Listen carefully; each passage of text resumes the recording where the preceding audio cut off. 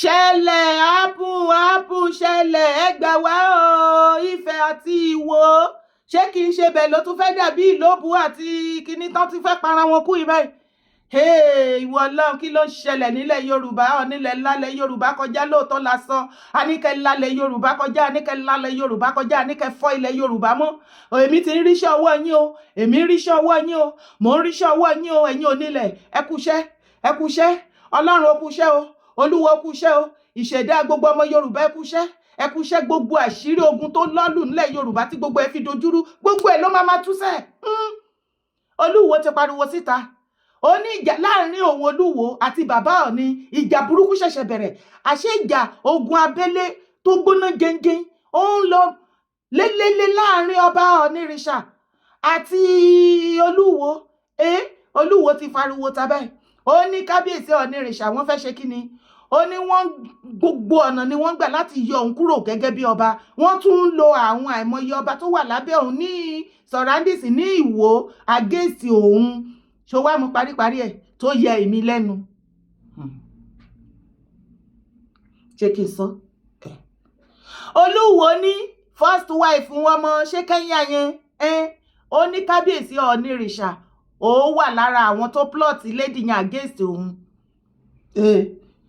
Wàhálà ìṣègájù ogun ti ṣẹlẹ̀ abálájọ àṣírí gbogbo bó ṣe ń lọ ti ń tú nísìn ṣé o mọ̀ wípé ìjà yìí kò ṣẹ̀ṣẹ̀ máa bẹ̀rẹ̀ ó ti bẹ̀rẹ̀ kí late Aláàfin Adéyẹmí kí wọ́n tó wájà àbírọ́ ni mo pa torí ìwà àtẹ̀mí náà wọ́n dà pé kí ló fàjà tó báyìí láàrin Olúwo àti Ọ̀nìrìṣà ṣáà gbé the same village dẹ̀ bá lórí village kan ṣí village kan ipò oníkálùkù ló máa yí àti ipò àti iṣẹ́ tó máa ṣe ń bẹ̀ kí ló fàjà àtúrẹ́dẹ̀ ní descendant kan náà nìyí kí ló dé tó jẹ́ yín lẹ wá ń gbógun tira yín.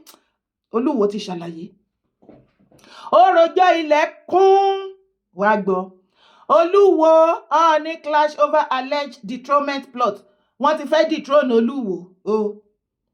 A quiet but bruising war is raging between the Oluwo of Iwo, Oba Abdulrasheed Akanbi, and the Ooni of Ife, Oba Adeyeye Ogunwusi, over alleged dethronement plots. Oluwo, in a statement on Friday night, alleged that Oba Ogunwusi was seeking his downfall despite playing a prominent role in his emergency as the Ooni of Ife. He stated that the link he used for Oba Ogunwusi would have been used for his elder brother Tunji Adeyeye, who was his friend and peer at Akobo, Ibadan at a tender age. Oluwo recalled how he arranged several meetings in Ibadan after one Akindaudu, then a close ally of Oba Ogunwusi, begged for his intervention. Ìyẹn nígbà tí Ọba Ogunwusi tí wọ́n fẹ́ gorí àpèrè gẹ́gẹ́ bí Ọọ̀ni. He said, ìyẹn Olúwo, to my surprise, the same person I helped to dethrone has been planning evil against me. He orchestrated my suspension from the Osun State Council of Obas meeting against the AIG, who was a star witness to what transpired. He is using a few kings in Iwo land to destabilize my territory. He attacked me last month in the presence of the governor that I am discouraging deity worship. He was one of those who used my former wife against me. He wants me to be removed as Oluwo by all means. Such is a dream that can never come true. No one can remove me as Oluwo. No one can kill me and no one can bring me down. He should keep trying. He will be the one to live to regret. His cohorts that tried it in the past failed. However, the Ooni of Ife, Oba Ogunwusi, speaking through his director of media, Otunba Moses Olafare, denied the allegation raised by Oluwo. He said, Oba Adeyeye has been ordained as a king from heaven, regardless of who does what. He is a king with God on his side. When Oluwo wanted to be king, Ooni supported him with cash and other logistics that we can't even mention here. At the last Council of Oba meeting, Ooni only jokingly told Oluwo that he should not condemn any monarch for worshipping deities, but should allow anyone to practice anything they feel is good for them. Ìyẹn ò tí bad o, tó bá jẹ́ bẹ́ẹ̀ ni. Tó bá jẹ́ bẹ́ẹ̀ ni o kò bad. Ṣebí tó tán sí náà nìyẹn ni. ẹ má ṣàlàyé jù bẹ́ẹ̀ o ṣe ti gbọ́ báyìí tẹ́mi wá ṣe àlàyé ìwọ náà wàá gbọ́ fídíò Olúwo ẹ̀. kọ́kà lọ́dọ̀ àwọn olóòṣà tó ní kọ́ má sọ kankan fún wọn. bóyá èmi o àròlé Ọlọ́run lè ní iṣẹ́ tèmi ju tàwọn àfáà lọ. mo gbọ́dọ̀ tó tọ́lọ́run ju àwọn òjíṣẹ́ lọ. àròlé Ọlọ́run àtòjíṣẹ́ èwo ni wọ́n gbọ́dọ̀ sọ̀rọ̀ Ọlọ́run. kí n ṣiṣẹ́ ní ohun tó yẹ máa rò pa àfáà ní ìlú tí kò láàfáà.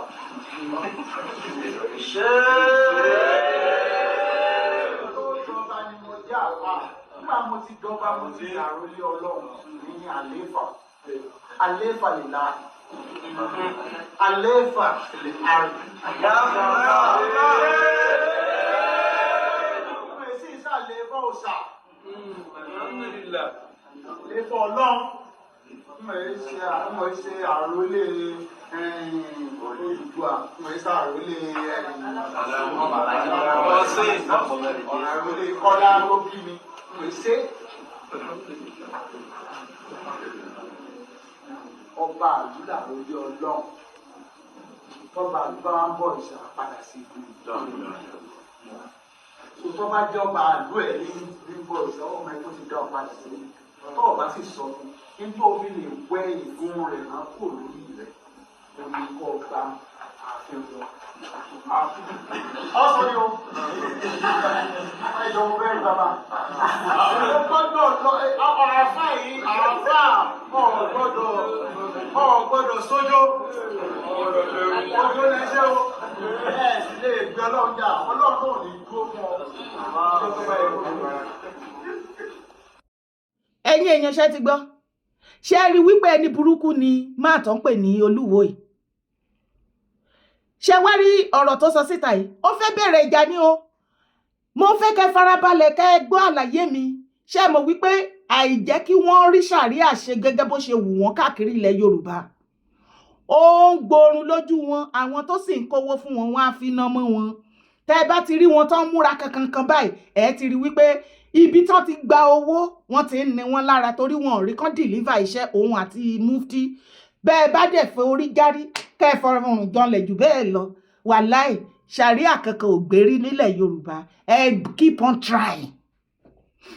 ẹ̀yin mùsùlùmí tí ẹ ò mọ òtítọ́ ṣé ti wá rí wípé ṣàríà àti Olúwo àti Mufti tí wọ́n jọ ń pariwo wọ́n fẹ́ fi gbógun ti ìṣẹ̀ṣe ilẹ̀ Yorùbá ni. ó ní òun wà lára àwọn tí wọ́n gbé Ọ̀ọ̀nìrìṣà ọba Ọ̀jájá sí orí àpèrè ìyẹn ò sínú ọ̀rọ̀ igi kan kì í dágbó ṣe kó jẹ́ wípé ọmọ kábíyèsí tó kọjá ni kó jẹ́ ibi tí ó jẹ́ wípé ọmọ tí kábíyèsí bá bí ló gbọ́dọ̀ jọba ó ì máa ní ìfọwọ́sowọ́pọ̀ àwọn èèyàn kankan láti kún lẹ́yìn wípé yes ó yá máa lọ sórí àpèrè bàbá ẹ̀ bèlè tàṣé wípé wọ́n ń ṣe káàkiri nínú Ifẹ̀ mẹ́rin tó bá wá bá lọ́wọ́ sí tí wọ́n wá fi di Ọọ̀ni àti kí tún wá ní jọ jẹ́ ká béèrè lọ́wọ́ ẹ̀jàre Olúwo alásọjáàmù aláìrọ́rọ̀ sọ aláìmèé tó kàn ìgbà tí wọ́n fẹ́ jẹ Olúwo kò ń ṣàwọn kan náà wá mú ẹ Canada bí tó ti ń wọ G-string ìgbà tó dé Ìwó gbogbo sórí yẹn ló wà ńlẹ̀ ló wà online kò ń ṣe pé owó tó aṣọ tó wọ̀ sọ́rùn gbogbo everything tó fi ṣe ìwúyè everything palace wọ́n tún ṣe ṣó o ní sísì síbẹ̀ gbogbo story ẹ̀ wà ńbẹ̀ àwọn bàbá Ògúndòkú gbogbo wọn tí wọ́n ń dìde tí wọ́n tiẹ̀ lẹ́yìn tán gbé ẹ síbẹ̀ tán náwó ara wọn tí wọ́n tán náwó ìyàwó ẹ̀ Kẹ́ńyà everything ṣèbọ́ sì wà ńbẹ̀ kí ló ṣe fún wọn kì í ṣe pé ó kígi bojú wọn dèní eléni ni ìwọ yẹn lóore pé wá fẹ́ sọ̀rọ̀ pé ìwọ bá wọn fi Ọọ̀ni jẹ láyé dá padà owó bàbá Ìjẹ̀bú ó tiẹ̀ ti dá tó ti wá fi ẹnu ara ẹ̀ rojọ́ yẹn tí ò ń ṣe wípé wọ́n ní wọ́n pé gbogbo ọmọ Yorùbá ṣe ti rí ìdí tí Olúwo ṣe ń gbógun ti Ọọ̀nìrìṣà ọ̀rọ̀ yẹn á ti wá máa yí ẹ báyìí ṣó o rántí was it last year or 2 years nígbà tí ìjà kan ṣẹlẹ̀ kékeré láàrin àwọn oníṣẹ̀ṣe àti mùsùlùmí nǹkan tí wọ́n lè pa iná kìíní yẹn mọ́lẹ̀ Olúwo àti Mufti wà lára àwọn tó orchestrate àwọn mùsùlùmí ní Ifẹ̀ kí wọ́n lọ máa lẹ́ Ọọ̀ni palace lóko àwọn ìran ọmọ àlè kò pọ́rún kò pọ́ṣù tó já sí wípé kò ń ṣe òkò lásán ni wọ́n lọ lẹ́bẹ̀ yẹn ibẹ̀ yẹn catch fire wọ́n fẹ́ dáná wọ́n believe pé wọ́n fẹ́ dáná sun àwọn òrìṣà àbí àwọn nǹkan ìṣẹ̀ṣe keep on trying ìwọ ni ká sọ fún pé keep trying kì í ṣe Olúwo kì í ṣe Ọ̀nìrìṣà. Nísìnyí ó wá ti jẹ́ kó yé wa wípé ní ìgbà tẹ́ attend the Council of Obas meeting tí ò bá jẹ́ wípé ẹ̀yin àgbààgbà ilẹ̀ Yorùbá ẹ kì í gbọ́ ọ̀rọ̀ ẹnu àwa ọmọ yín. Ìjọ yẹ ká ẹ máa organize Council of Obas meeting kẹ́yìn máa hard Olúwo síbẹ̀. Ṣẹ́yìn ò rí wípé ẹ ti fi ọmọ àlè sáàrin ọmọ ọkọ. Ṣé ẹ mọ̀ pé ẹ ti gbéjò sábẹ́ tẹ́ ẹ gbé sábẹ́ aṣọ tẹ́ ẹ róró mọ́ tẹ́ ẹ wọ ṣòkòtò lé lórí? Ṣé kò yẹ ká ẹ ti mọ̀ wípé gbogbo nǹkan tẹ́ ẹ bá sọ nípa ìtẹ̀síwájú ilẹ̀ Yorùbá tí Olúwo bá wà bẹ́ẹ̀ gbogbo ẹ̀ ló máa lọ sọ fún wọn ní north lọ́dọ̀ àwọn sultan? Ṣé ẹ̀yin ọba àgbààgbà ilẹ̀ Yorùbá ẹ̀ tí ìmọ̀ nísìnyí wípé Olúwo ò lóyà sí ilẹ̀ Yorùbá anything about Yorùbá is more loyal to northerner Sultan of Sokoto and the Saudis? Tó bá nírọ́ ni mo pa. Okay. Question kékeré jẹ́ sáré bí ẹ ṣapálí. Fídíò tí mo gbé jáde kí ló gbọ́ tí wọ́n kí tá bá fẹ́ àdírẹ́sì kábíyèsí tó ọba bá ń bá wa sọ̀rọ̀ tó bá sọ̀rọ̀ tó ní kìmí kí la máa ń ṣe? Kábíyèsí o. Ìran kábíyèsí ilẹ̀ Yorùbá ọba ilẹ̀ Yorùbá bẹ̀rẹ̀ láti ilẹ̀ Yorùbá nínú Nàìjíríà káàkiri gbogbo orílẹ̀-èdè àgbáláyé bí tí gbogbo ọmọ Yorùbá wà tí wọ́n ti ń jẹ tí wọ́n yan olórí gẹ́gẹ́ bí ọba pé kó balẹ̀ wa lórí gẹ́gẹ́ bí ìran wa ti ń ṣe. Kí la máa ń kí? Kábíyèsí o. Ǹjẹ́ ẹ ti rí kí ìran Yorùbá máa kí ọba ilẹ̀ Yorùbá ní ṣéhù? Olúwo ọ̀rọ̀ yìí ò rújú ìwọ fúnra lára ẹ o ti pín ire o ti láre o ti ṣèdájọ́ fúnra ẹ̀. Ó sí lára ọba ilẹ̀ Yorùbá àwọn ọba wo ló ṣì kàǹtì ẹ torí ṣéhù náà kí ẹ wọn kí ẹ ní kábíyèsí. Àwọn ìran wo ẹ̀yin ìran mi tẹ́ bá rí fídíò yẹn bá mi kọ síbi comment sharply. Àwọn ìran wo ni wọ́n kí ní ṣéhù? Àwọn northerner, àwọn emir, àwọn sultan àbí àwọn ní ṣéhù. Ibẹ̀ ló bá sí kì í ṣẹlẹ̀ Yorùbá ìdí tí àwọn ọmọ Ìwó tó sì rí ẹ gẹ́gẹ́ bí ọba wọn we don't know. So nǹkan tó fi fa hatred sí Ọ̀nìrìṣà tí ìwọ àti mufti tẹ́ ṣe ń gbógun ti Ọ̀ọ̀ni òun ni wípé nítorí Ọ̀ọ̀ni sọ fún yín wípé ẹ yé gbógun ti ìṣẹ̀ṣe ilẹ̀ Yorùbá. Ó tẹ̀ tí wá dáa tó fẹnu ara ẹ̀ rojọ́ yẹn. Bí kà bá rojọ́ ìkàkọ́ ni ó dá. Gbogbo ọmọ Yorùbá gbogbo ọba aládé ilẹ̀ Yorùbá pátápátá torí ọ̀pọ̀lọpọ̀ a máa wò pé yóò ní àwọn àṣìṣe kan tí Ọ̀nìrìṣà ṣe sábẹ́ Olúwo. Olúwo ti jẹ́ ká mọ̀ pé kò sí kankan yàtọ̀ fún pé bóun ṣe ń gbógun ẹ̀sìn ti ilẹ̀ Yorùbá tó ń pa ìṣẹ̀ṣe wa mọ́lẹ̀ tí Ọ̀ọ̀ni ò faramọ́ òun ni Ọ̀ọ̀ni ló ṣe ṣẹ́ lẹ́ṣẹ̀. Àsìkò ti wá tó fún gbogbo ẹ̀yin ọba aládé tẹ́ jẹ́ tilẹ̀ Yorùbá àsìkò tá máa mọ̀ yín lélẹ̀ torí Olúwo àti mufti ti fẹ́ dá ìjà sílẹ̀ báyìí àsìkò tá fẹ́ mọ ọba mùsùlùmí àti ọba ìṣẹ̀ṣe ilẹ̀ Yorùbá ó dẹ̀ kó ti ń súnmọ́. Gbogbo yẹn dìde kẹ́ ẹ ti Ọ̀nìrìṣà lẹ́yìn. Ẹ má jẹ́ kí Olúwo tí àwọn Sultan of Sokoto torí wọ́n ti lùsì orí àpèrè Aláàfin wọ́n yìí ń jàporó ṣàríà tí gbogbo wọn pariwo wípé àfẹ́ ṣàríà. Ó wà lára ogun tó ń mú wọn àwọn tó sì gbéṣẹ́ fún wọn wọ́n ní wọ́n lára torí wọ́n ti gbowó iṣẹ́ wọn sí deliver. Ẹ má wá jẹ́ ká fọwọ́ lẹ́rán ká máa wò k'Olúwo máa gbógun ti Ọ̀ọ̀ni tí Olúwo sọ wípé Ọ̀nìrìṣà ń plan kán dethrone òun. Ọ̀nìrìṣà kọ́ o. Ọ̀nìrìṣà Ògúnwùsì the second ẹ má bínú bàbá orúkọ làpọ̀ba aládé kábíyèsí. Ọ̀nìrìṣà kan ló ní kán dethrone gbogbo ọmọkọ ilẹ̀ Yorùbá nílé lóko lẹ́yìn odi gbogbo wọn la fohùn kò wípé kí wọ́n yọ ẹ́ dànù bẹ́ẹ̀ ní yọ jìgá ó sí lára ọba ilẹ̀ Yorùbá.